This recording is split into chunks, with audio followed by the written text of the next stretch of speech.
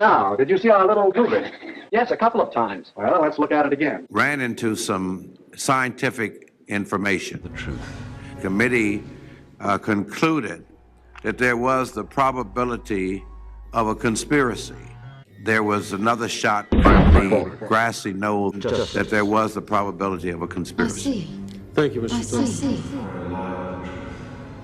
Freedom and fear are at war. The advance of human freedom, the great achievement of our time, and the great hope of every time, now depends on us. Now depends on us. Now depends on us. Ladies and gentlemen, ladies and gentlemen.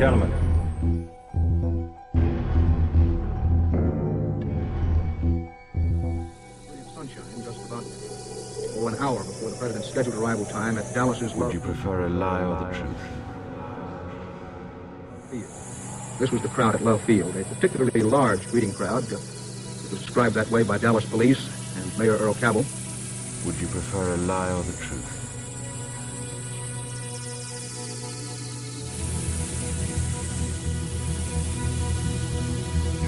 Show President Kennedy's open black limousine, the car.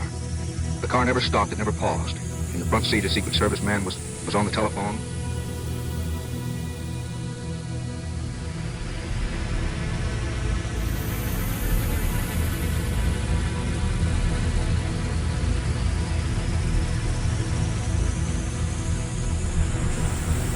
The president came by, and they made the right turn onto Houston Street.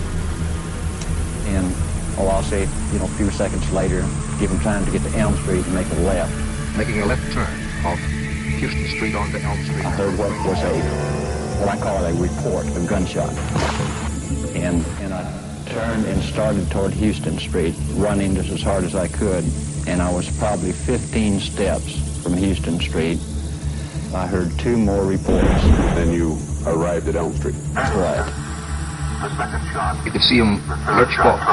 Hit President Kennedy, and there was no doubt there.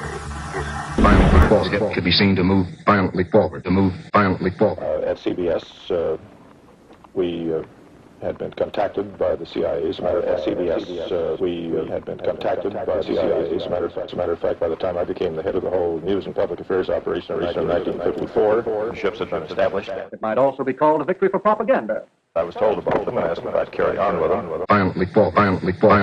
Could be seen to move violently forward, Went forward with considerable violence. Mrs. Kennedy then literally went on the top of the trunk. Mrs. Kennedy then literally went on the top of the trunk.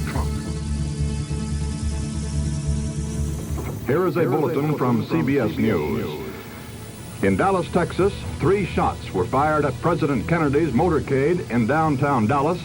The first reports say that President Kennedy has been seriously wounded by this shooting. This picture has just been transmitted by wire. I believe Dave pulled the rifle out and handed it to Captain Fritz, who held it up by the, had a strap on it. He held it up by the strap and asked if anyone knew what kind of rifle it was. Well, by this time, Deputy Constable Seymour Weitzman had joined us. And Weitzman was a gun buff. He had a sporting goods store at one time. He was very good with weapons. And he said, it looks like a Mauser. And he walked over to Fritz. And Captain Fritz was holding the rifle up in the air. And I was standing next to Weitzman. We were standing next to Fritz. And we weren't any more than 6 or 8 inches from the rifle. And stamped right on the barrel of the rifle was 7.65 Mauser. And that's when Weitzman said it is a Mauser and pointed to the 7.65 Mauser stamp on the barrel. There's an intonation to that statement that it should mean something. Well, the shells we found came from a 6.5 Italian rifle.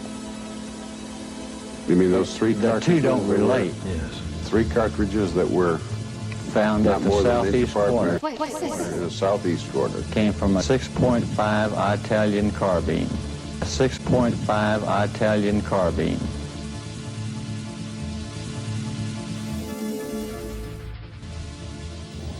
From Dallas, Texas, the flash, apparently official, President Kennedy died at 1 p.m. Central Standard Time, 2 o'clock Eastern Standard Time, some 38 minutes ago. Why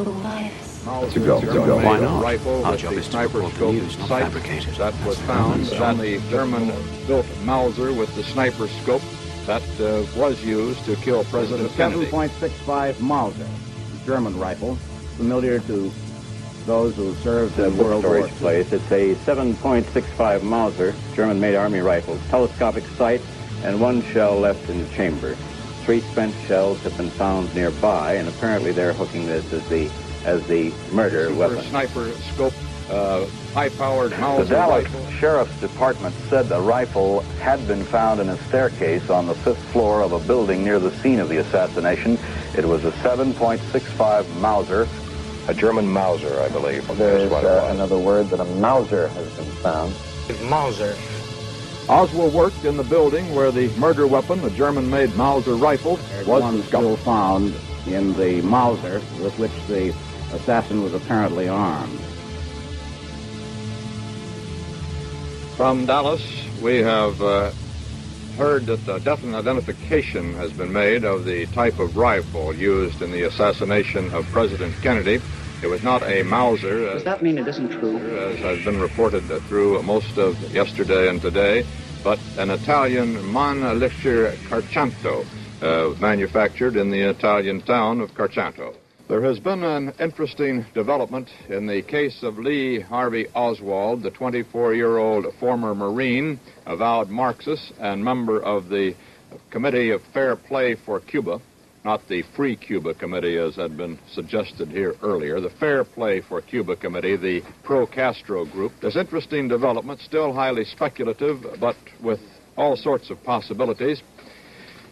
His personnel records have been sent to Dallas and to Washington for examination, and they have disclosed a letter he wrote to then Secretary of Navy John Connally, who is now the governor of Texas and who was wounded yesterday in the shooting that killed President Kennedy. To know the purpose.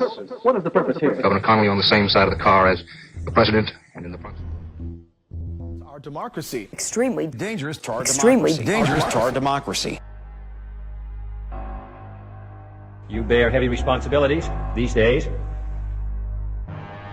Just like this memo was created in 1967 to weaponize the phrase conspiracy theorist against anyone who would question the government's official story. Ooh, I don't want to be called a conspiracy theorist. It might also be called a victory for propaganda. But this phrase has been specifically weaponized by the CIA.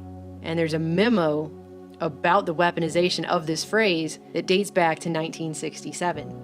So if you haven't seen this document, now you're going to learn exactly when this phrase, conspiracy theorist, became weaponized to shut down anyone who would question our dear centralized government and its official narratives, pretty much on anything. The dispatch itself is marked April 1, 1967, April Fool's Day, how apropos, and it's from the CIA's Clandestine Services Unit, and it's labeled Psych for psychological operations.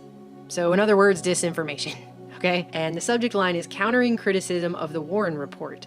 And they open up by saying that people don't trust the Warren Commission. Considering Alan Dulles and wise man John J. McCloy were on it, hell no! What kind of half the country didn't believe the government. What kind of shit is that? I'm not really sure why anyone would. They go on to say that that's particularly concerning, especially to the agency.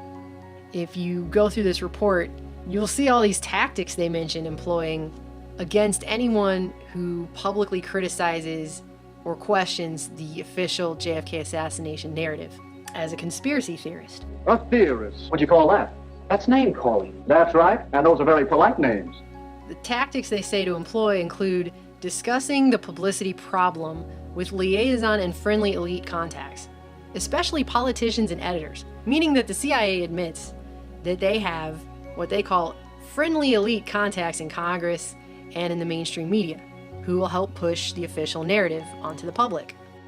We do have people who submit pieces to American journals. When you see these talking points come up, because they still use them every single day, take a guess on who spoon-fed those talking heads those talking points. And those are very polite names. Our democracy. Well, that's all bullshit.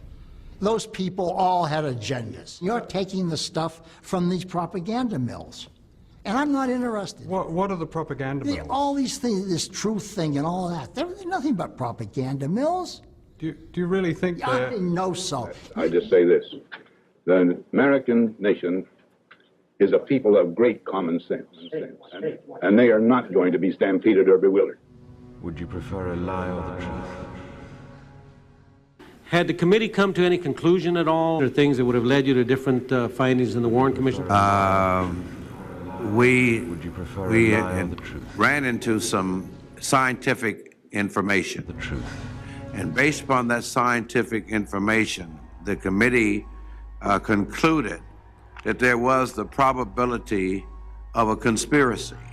And based upon that scientific information or data, we concluded that there was another shot from the grassy knoll there in Dealey Plaza. And then, of course, we utilized that evidence along with other evidence, supporting evidence, to come to the conclusion that there was the probability of a conspiracy. And that was at about the time that we concluded our investigation. I see. Thank you, Mr. Stokes.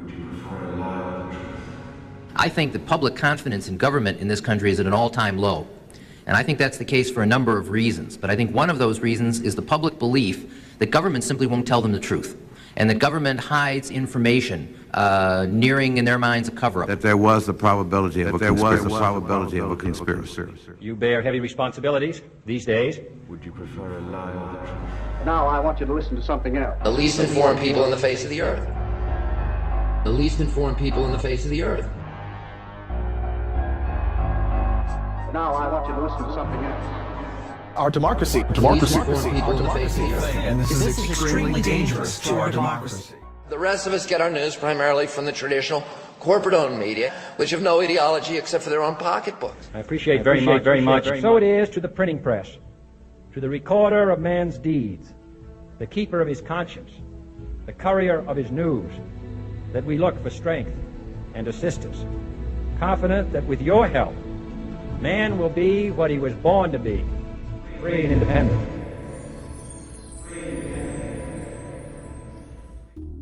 We embrace it. Would you prefer a lie or the truth? Would you prefer a lie or the truth? Education in America today is not education.